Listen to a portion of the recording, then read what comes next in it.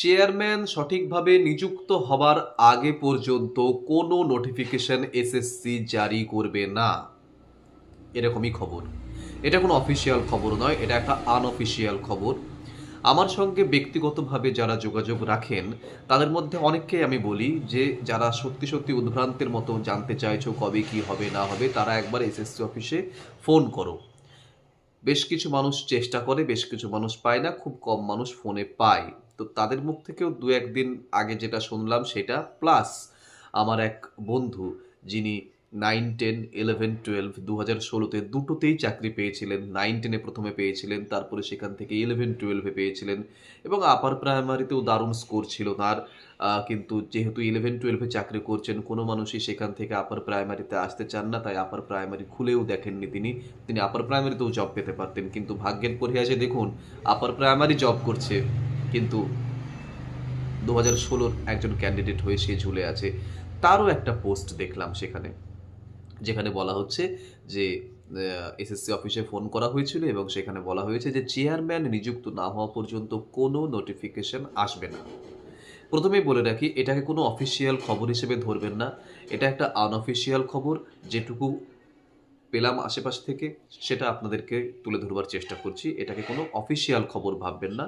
ব্যাপারটা হচ্ছে কোন নোটিফিকেশনের কথা বলা হচ্ছে। অনেকে ভাবছেন যে এসএলএসটি 2 পুরোটাই কি বাতিল, মানে এই যে কোনো কথা বলছে না পুরোটাই কি বাতিল। দেখুন না, ব্যাপারটা তা নয়।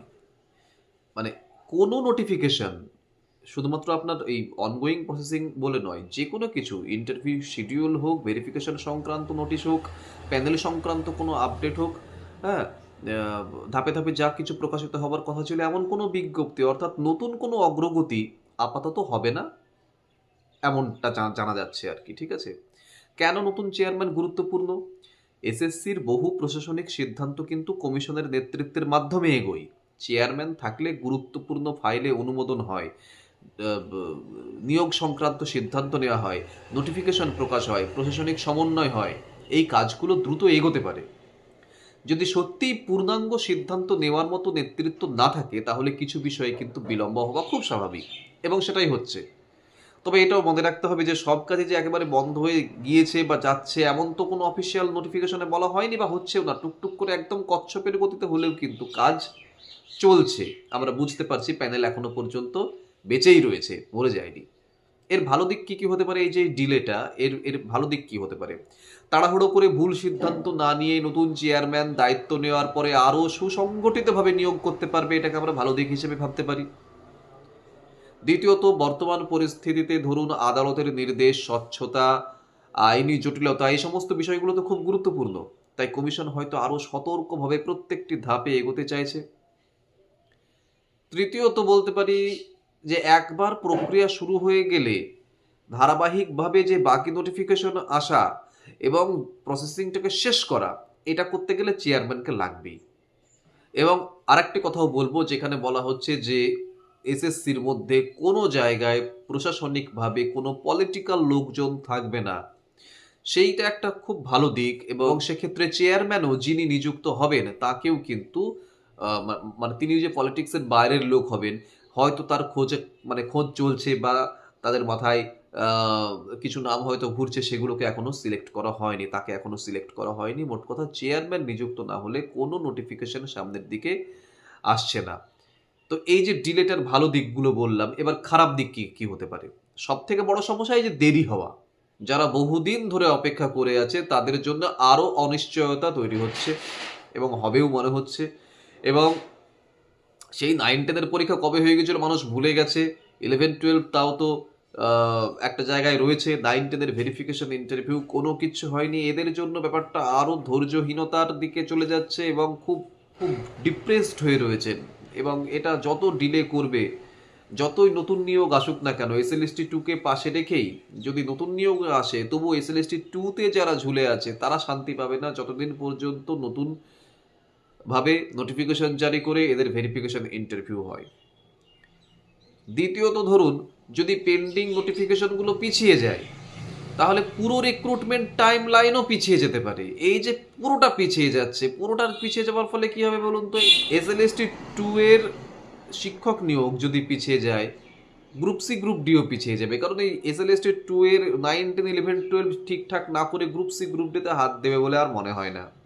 তাহলে যত এটা পেছবে তত ওটা পেছবে। ওদিকে অনেক যোগ্য শিক্ষাকর্মী মাইনে না পেয়ে মাসের পর মাস বসে রয়েছে, তারা কি খাবে জানে না। এবং তার সঙ্গে রয়েছে ফ্রেশার ভাই বোনেরা।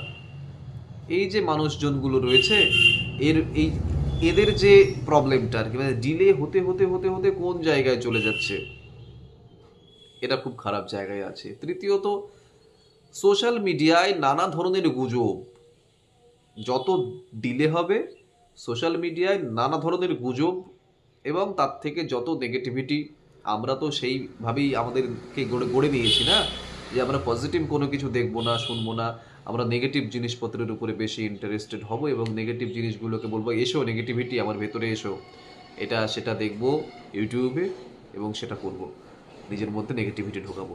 তো সেই হিসেবে নেগেটিভ ভিডিওগুলো দেখবেন, ভিউজও বেশি হয়, এগুলো দেখবেন না, গুজবে কান দেবেন না।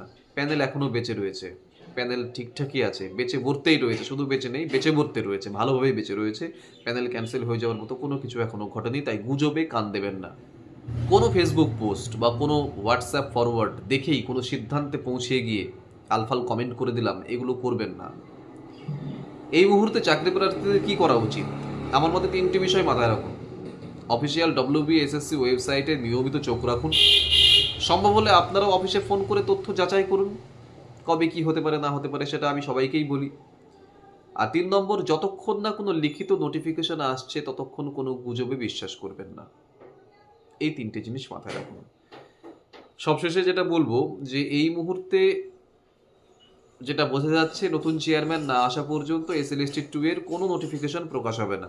কিন্তু WBSSC এখনও এই বিষয়ে কিন্তু কোনো অফিসিয়াল নোটিফিকেশন বা কোনো ঘোষণা দেয়নি। তাই এই ভিডিওর এই কথাগুলোকে নিশ্চিত সিদ্ধান্ত হিসেবে নয়, বরং একটা আনঅফিসিয়াল খবর হিসেবে দেখুন, যেটা পেয়েছি বলে আপনাদের শেয়ার করছি আপনাদের সুবিধার জন্য। নতুন চেয়ারম্যান হলে আশা করা যায় খুব তাড়াতাড়ি নিয়োগ এগোবে এবং তখন ঝড়ের গতিতে এগোবে কাজ। কিন্তু ওই যে আগের ভিডিওতে একটা বলেছিলাম যে শিক্ষামন্ত্রী দরজার কথা বলছেন, যে একটি দরজা, এবার সেই দরজা ভেদ করে আর একটা দরজার দিকে যেতে হবে। তো সেই হিসেবে সেই দরজার জং ধরে গেছে ছিটকিনিতে আর কি, হ্যাঁ। তো যে কারণে সময় লাগছে, দরজাটিকে অক্ষত রেখে যদি দরজাটি খুলতে হয় তাহলে একটু অপেক্ষা করতে হবে। কুড়াল শাবল নিয়ে সে ফাটিয়ে ফেললে হবে না, কেমন, একটু সময় লাগবে। সেই ছিটকিনিতে তেল লাগানোই মনে হয় চলছে, বুঝলেন।